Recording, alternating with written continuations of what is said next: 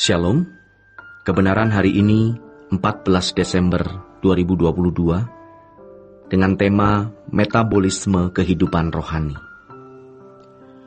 Bapak Ibu Saudara yang dikasihi oleh Tuhan, Alkitab menunjukkan bahwa Tuhan itu dapat digambarkan seperti air. Mazmur 42 mengatakan, seperti rusa yang merindukan sungai yang mengalir, demikianlah jiwaku merindukan Engkau, ya Allah. Jiwaku haus kepada Allah yang hidup. Bilakah aku boleh datang melihat Allah? Tuhan Yesus juga mengemukakan pernyataan yang sering atau pernah kita dengar, akulah air kehidupan.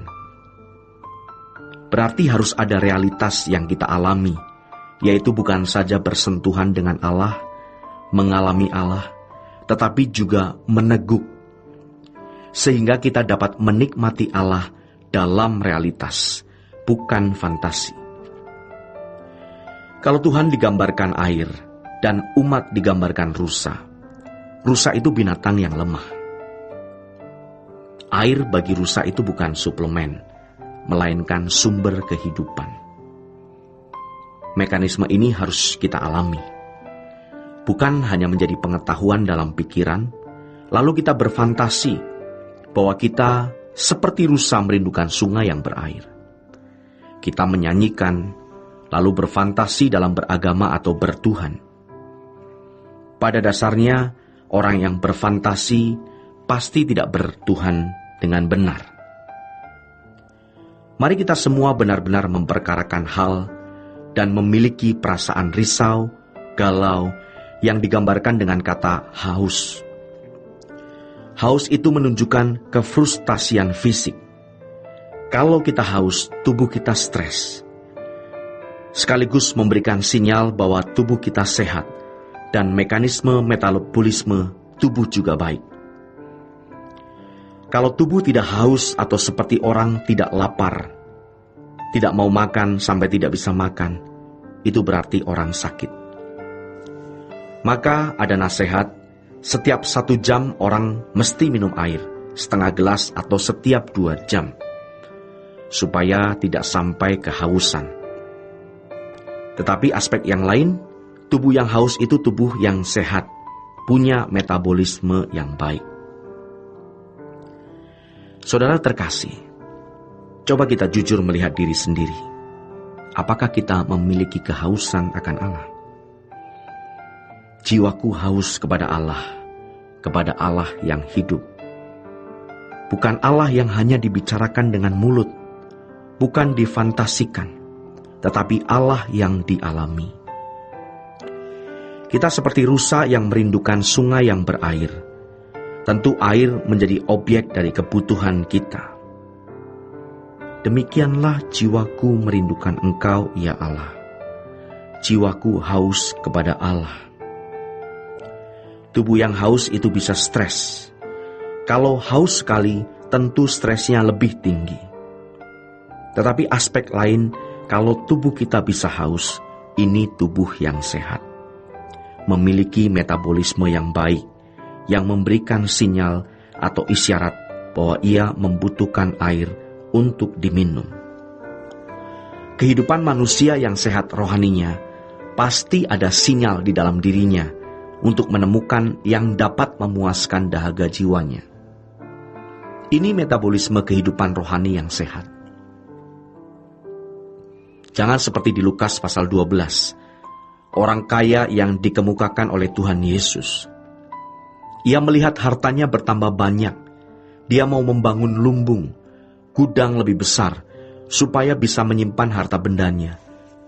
Lalu berkata, "Hai jiwaku, ada padamu banyak barang, senangkan dirimu." Ini sesat, saudaraku. Jiwanya tidak akan dapat diisi oleh barang-barang. Jiwa manusia seperti sumur yang tidak memiliki dasar. Maka diisi oleh apapun akan kurang. Hanya ada satu yang dapat menjawab kehausan jiwa, yaitu Allah. Manusia dikunci dengan keadaan ini. Sebagai ilustrasi yang mungkin tidak tepat benar, pencipta mobil atau penemu kendaraan, ia mendesain bahwa mesin kendaraannya itu harus diisi bensin. Atau ada juga yang solar, tidak didesain untuk diisi oleh air. Kalau diisi air, pasti rusak, tidak jalan. Jiwa kita tidak bisa diisi oleh apapun. Telah dikunci oleh Sang Khalik, oleh penciptanya, yaitu Tuhan semesta alam, bahwa yang dibutuhkan itu hanya Tuhan. Saudara terkasih, kiranya kalau kita sekarang belum memiliki kehausan yang proper, maka kita disadarkan dan mulai membangun kehausan itu. Banyak jiwa yang sudah sesat, ditandai dengan kehausan terhadap sesuatu yang dapat disediakan oleh dunia. Kuasa kegelapan pasti berusaha untuk menyesatkan, menunjukkan keindahan dunia sebagai solusi untuk menjawab kebutuhan, kehausan jiwa manusia. Seperti ketika Tuhan Yesus di Lukas pasal 4, dibawa ke atas tempat yang tinggi, dan ditunjukkan kepadanya kemuliaan, keindahan dunia. Tetapi tentu Tuhan Yesus tidak mau mengingini dunia. Sebab mengingini dunia sama dengan menyembah iblis. Kita memiliki jiwa yang sudah terlanjur rusak. Tetapi kalau kita mendengar firman, kebenaran ini, kita harus dengan rendah hati menyambutnya dan mulai membenahi diri. Roh Kudus pasti akan menolong untuk kesembuhan jiwa kita. Maka kita akan mulai memiliki metabolisme kehidupan rohani yang baik. Jangan sampai seseorang meninggal dunia, dia belum meneguk Allah atau Tuhan sebagai air kehidupan karena disesatkan. Seperti yang kita lihat di Lukas pasal 12, mengenai orang kaya yang sesat pikirannya. Dia pikir jiwanya bisa dipuaskan dengan kekayaan. Lalu firman Tuhan mengatakan, ia mati dalam kemiskinan. Demikianlah jadinya dengan orang yang mengumpulkan harta bagi dirinya sendiri, jikalau ia tidak kaya di hadapan Allah. Demikianlah renungan pada hari ini. Tuhan Yesus memberkati.